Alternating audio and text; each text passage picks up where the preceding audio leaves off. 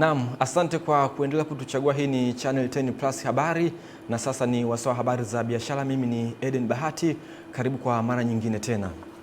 Mkuu wa wilaya ya Lushoto Zephania Sumaye amewataka wafanyabiashara wa mazao ya misitu kujisajili kwenye mifumo ya serikali na kutumia jina moja ili waweze kumudu ulipaji mapato na kufikia lengo waliloweka Wakala wa Huduma za Misitu Tanzania TFC katika wilaya hiyo la kukusanya zaidi ya shilingi bilioni 5 kwa mwaka wa fedha 2026-2027.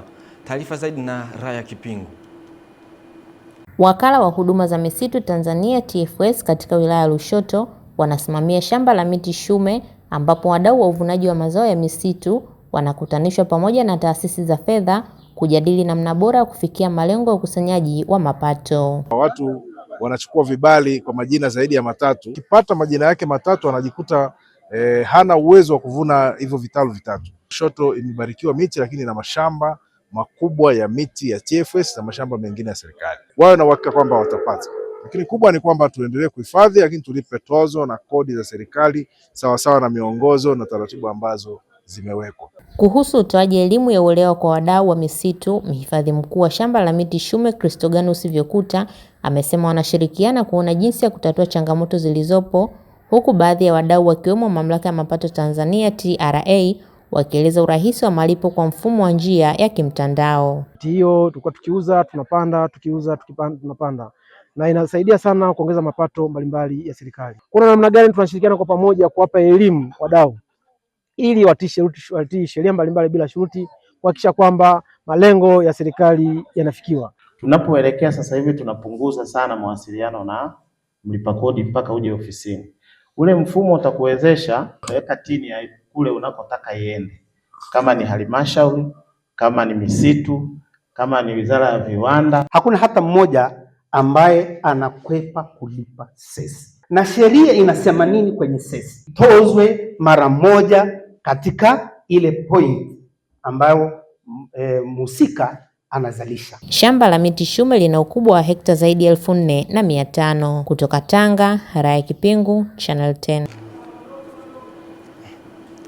Serikali kupitia Tume ya Maendeleo ya Ushirika TCDC imeonya wale wakulima wa tumbaku wanaofunga tumbaku zao pamoja na uchafu kwa lengo la kuongeza uzito kuacha mara moja mtindo huo, na atakayebainika na tumbaku yake itataifishwa na serikali.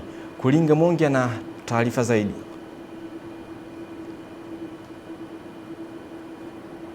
Hatua hiyo ya serikali imetangazwa katika eneo la Ngaruka wilayani Uvinza na mrajisi msaidizi wa mkoa wa Kigoma Bwana Richard Majala, kufuatia wanunuzi wa tumbaku kutishia kuacha kununua tumbaku ya Tanzania baada ya baadhi ya wakulima wa tumbaku wasio waaminifu kufunga tumbaku yao na uchafu kwa lengo la kuiongezea uzito maarufu kama ngulai. Ni wasihi sana wale wakulima wenye tabia ya kuchanganya uchafu kwenye tumbaku waiache mara moja, kwa sababu maelekezo yaliyopo kuanzia msimu huu ni kwamba mkulima ambaye tumbaku yake itabainika kuwa imechafuliwa, basi hiyo tumbaku itataifishwa.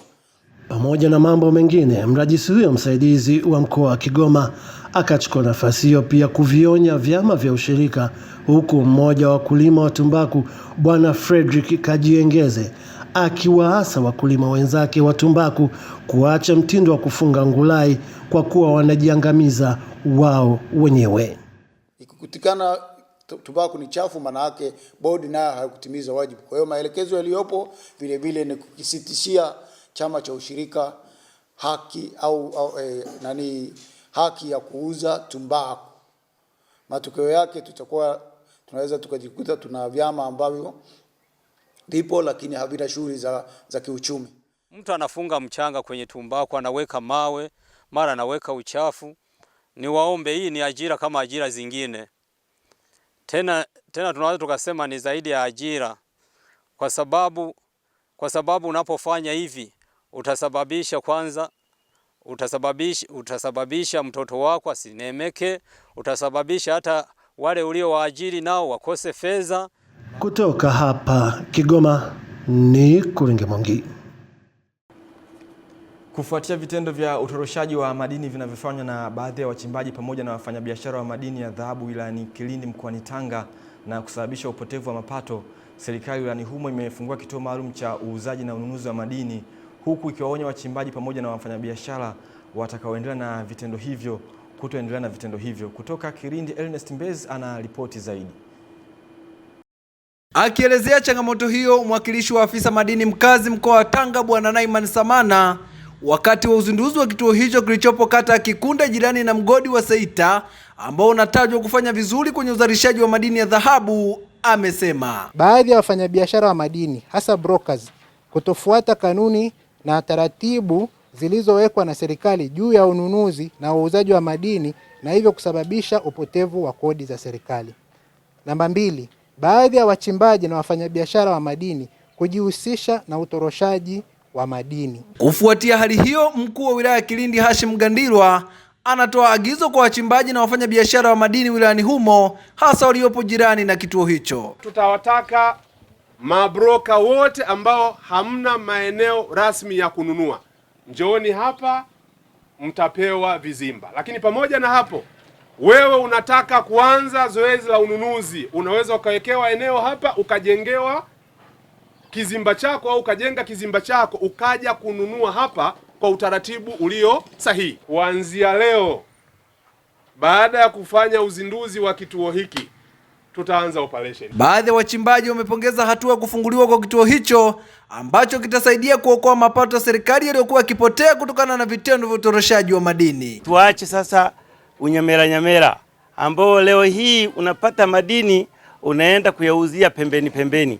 Twendeni John hapa mmeyauzie hapa kwenye kituo chenu hiki hapa. Itakuwa ni fursa nzuri sana kwa wachimbaji wadogo ambao awali walikuwa hawana soko la uhakika na walikuwa wanachimba dhahabu na kuziuza kwa watoroshaji, jambo ambalo halikuwa na tija kwa serikali lakini vile vile na kwa halmashauri ya wilaya ya Kilindi. Kutoka wilayani Kilindi mkoani Tanga, mimi ni Ernest Mbezi, Channel 10. Naam, taarifa hiyo inatuwekea uto kwenye habari za biashara. Mimi ni Eden Bahati, tupate mapumziko mafupi. Tukirejea hapa atakuja Esther Mtebe kutuletea habari za michezo na burudani.